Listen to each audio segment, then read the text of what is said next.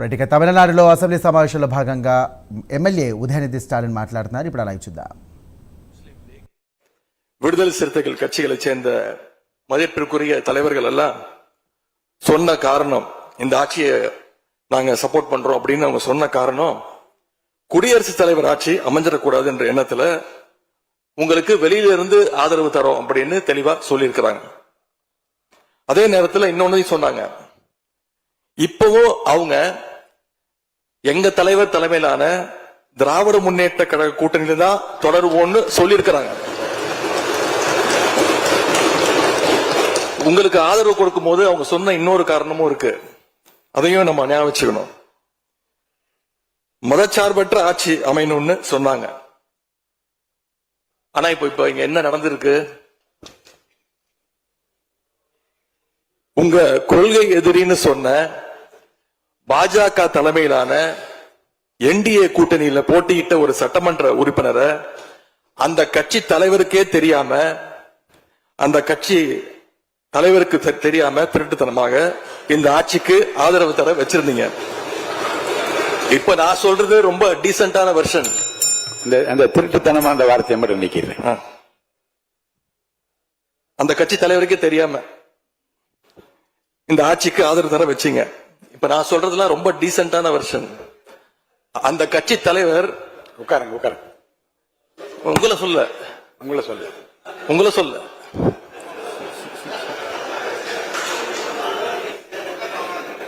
உட்காருங்க. மாண்பு உறுப்பினர் காமராஜ் உட்காருங்க. மாண்பு உறுப்பினர் காமராஜ் உட்காருங்க. மாண்பு உறுப்பினர் காமராஜ் உட்காருங்க. இப்ப நான் சொன்னதுல ரொம்ப டீசென்டான விஷயம் வெர்ஷன். அந்த கட்சி தலைவர் திரு டிடிவி தினகரன் சொன்னது என்ன தெரியும்? சொன்னாரு, ஆட்சிக்கு வர்றதுக்கு முன்னாடியே குதிரை பேரத்துல ஈடுபடுறாங்கன்னு சொன்னார். நேற்று சொல்லியிருக்கிறாரு, மாற்றம்னு சொன்னீங்க, இது மாற்றம் இல்ல துர்நாற்றம் அப்படின்னு சொல்லியிருக்கிறார். அடுத்து அதே பாஜக தலைமையிலான என்டிஏ கூட்டணியில் இருக்கக்கூடிய பெரிய கட்சியான அதிமுக இன்னைக்கு கிட்டத்தட்ட 2 பிளவுபட்டிருக்கு. பிளவுபட்ட ஒரு குரூப் உங்களுக்கு ஆதரவு தெரிவிச்சிருக்கிறாங்க. அடுத்து நடந்த இன்சிடென்ட் தான் மிகப்பெரிய ஒரு ட்விஸ்ட். பிளவுபட்ட குரூப்ல இருக்கக்கூடிய ஒரு தலைவரோட வீட்டுக்கு ஒரு புது சோஃபா போகுது. சோஃபா பின்னாடியே புது முதலமைச்சரும் அந்த வீட்டுக்கு போறாரு. புதுமையான ஆட்சின்னு சொன்னீங்க. இன்னைக்கு புஷ்பா பட பாணியில ஆட்சி நடந்துகிட்டு இருக்கு. தமிழ்நாட்டு வரலாற்றிலேயே முதன்முறையாக, இந்திய வரலாற்றிலேயே முதன்முறையாக ஒண்ணு நடந்திருக்கு. என்னன்னா, கட்சி தாவறதுக்கு முன்னாடியே அந்த குரூப் தலைவர் வீட்டுக்கு போய் இவ்வளவு ஓப்பனா அவங்களுக்கு இன்விடேஷன் கொடுத்தத இதுவரைக்கும் இந்தியாவில் யாருமே பார்த்தது கிடையாது. இத பார்த்துட்டு மக்கள் இன்னைக்கு என்ன தெரியுமா கேட்கிறாங்க? சேஞ்சுன்னு சொன்னீங்களே, இந்த சேஞ்சுக்கு பின்னாடி மிகப்பெரிய எக்ஸ்சேஞ்ச் இருக்கோ அப்படின்னு மக்கள் சந்தேகப்படுறாங்க. இப்படிப்பட்ட ரொம்ப புதுமையான வித்தியாசமான செயல்பாடுகளால நம்பிக்கை வாக்கெடுப்பு கோரும் முன்பாகவே இந்த ஆட்சி அவங்களுக்கு வாக்களிச்ச மக்களுடைய நம்பிக்கையை இழந்துருச்சு. இவங்களுக்காக ஆதரவு கொடுத்த எங்க தோழமை இயக்கங்களுடைய நம்பிக்கையையும் கொஞ்சம் கொஞ்சமா சிதைச்சிட்டு இருக்கு. தேர்தல் நேரத்தில் ஊழல் சக்தின்னு சொன்னீங்க. ஆனா இன்னைக்கு சோசியல் மீடியால மக்கள் உங்களை பார்த்து கேள்வி கேட்க ஆரம்பிச்சிட்டாங்க. என்ன கேட்கிறாங்க தெரியுமா?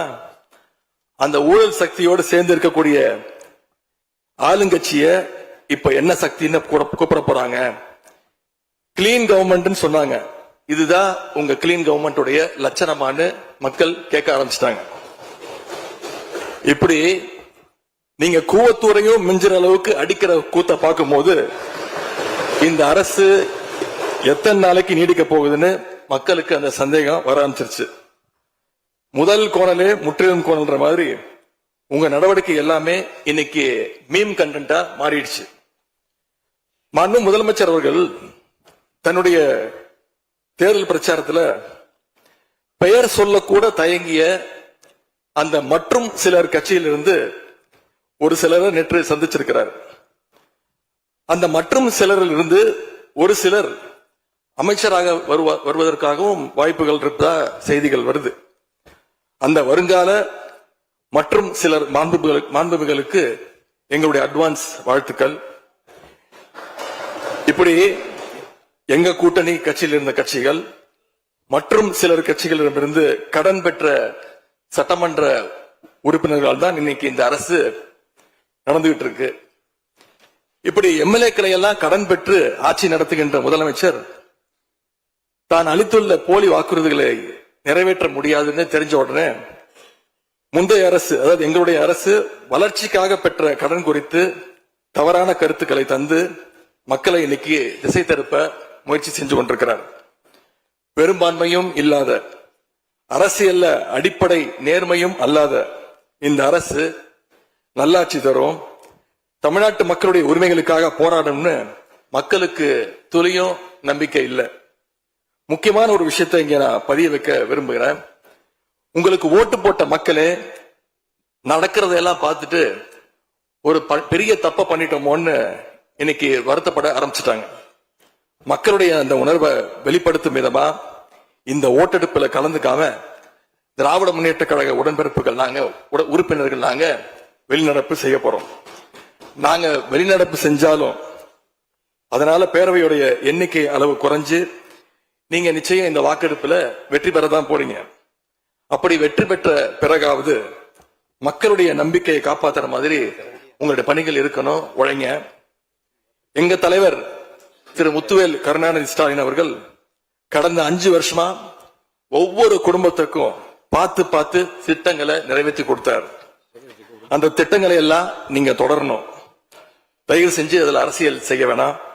ஏன்னா இந்த மாசம் 15ஆம் தேதி கலைஞர் மகளிர் உரிமை தொகை 1,31,00,000 தாய்மார்கள் காத்துக்கிட்டு இருக்கிறாங்க. இந்த 1000 ரூபாய் வருமா அப்படின்னு காத்துக்கிட்டு இருக்கிறாங்க. அதே மாதிரி புதுமை பெண் திட்டம், தமிழ் பொதுவுடன் திட்டங்கள்ல காலேஜ் போற ஸ்டூடெண்ட்ஸ் அவங்களுக்கு வர மாசம் மாசம் வர கல்வி ஊக்கத்தொகை 7ஆம் தேதி கொடுத்திருக்கிறோம். இது வரைக்கும் வரல, அவங்களும் காத்துக்கிட்டு இருக்கிறாங்க.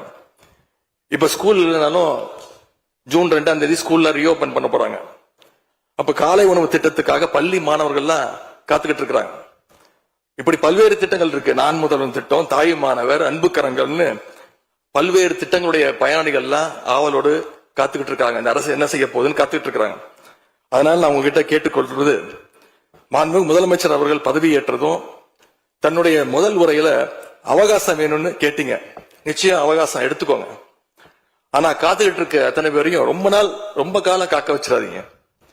அது மட்டும் இல்ல, தேர்தலுக்கு முன்னாடி பல கவர்ச்சியான வாக்குறுதிகளையும் நீங்க கொடுத்திருக்கிறீங்க. மக்கள் அதுவும் ஞாபகம் வச்சிருக்கிறாங்க.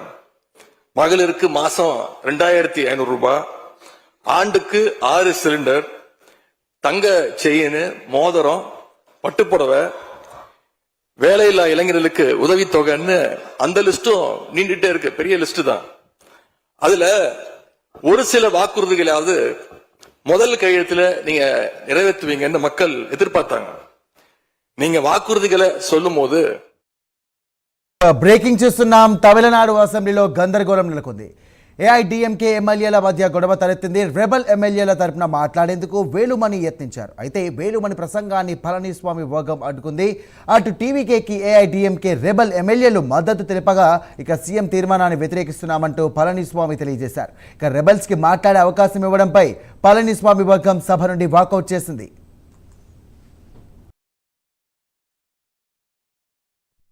ఇక తమ పార్టీలో విభేదాలు ఉన్నాయని పళనిస్వామి అన్నారు. రెబల్ ఎమ్మెల్యేలను సీఎం కలవడం మంచి పద్ధతి కాదని, తమ ఎమ్మెల్యేలను కోల్చేసేందుకే ప్రయత్నిస్తున్నారంటూ కూడా ఆయన ఆగ్రహం వ్యక్తం చేశారు.